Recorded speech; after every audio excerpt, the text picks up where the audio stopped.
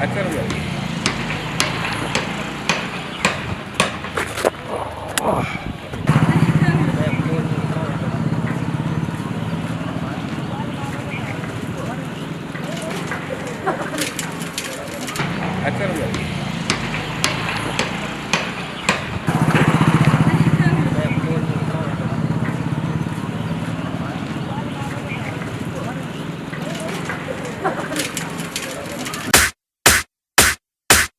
अरे पहुना तोहार तो हमरे बियाहे में बोलावा रहल आ तू पहले ही ससुरारी चली अइला।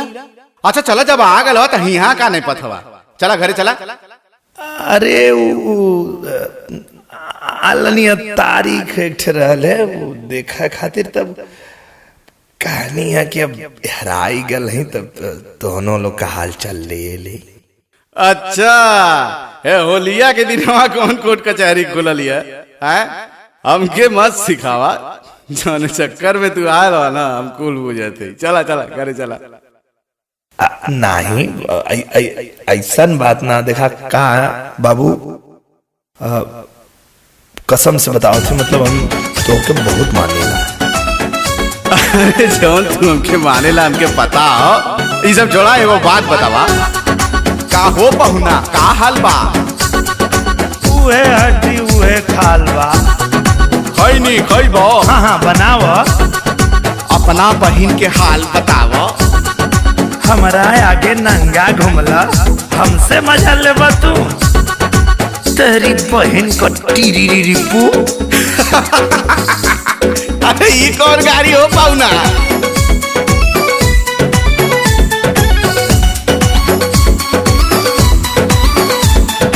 अच्छा जीजा होली में विदाई कैसन लागल? सारे सार के बनाते में पागल।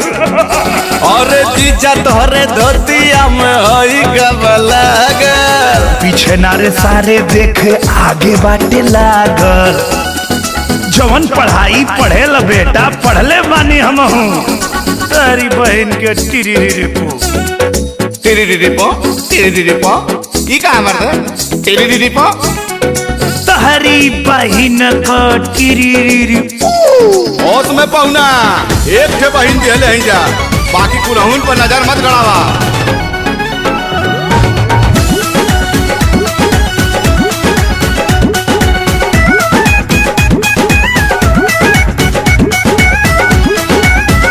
अइलो होलिया में छेना ले ससुरारे जीजा, केकरा दूध से भइल बा तैयार जीजा। तोरा बहन के देखा झूठ मत बोला, जौन हिसाब का क्वालिटी नजर आवत है बात कुछ और बा।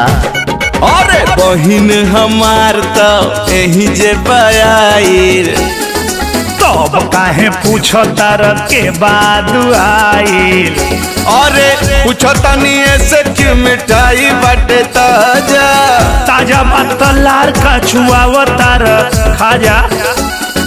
खोदा खादी मत कर सारे। अरे मोहन जोरे झंडू तोरी बहन का टीरी रीरी पू। अरे ढेर भगवाइल बड़ा तू। हाँ? अरे तारी बहन का टीरी रीरी पू। कमाल।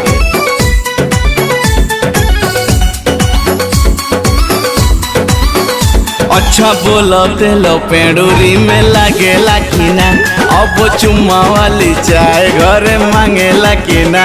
बोला सार विदाई करा के लिया लो तो तू न पियत हो खबा। अरे पौना हमारो कुछ जुगाड़ लगाओ। अभी लगा देता नहीं, एगो काम करा चुम्मा वाली चाय अपना दीदी से मंगाव।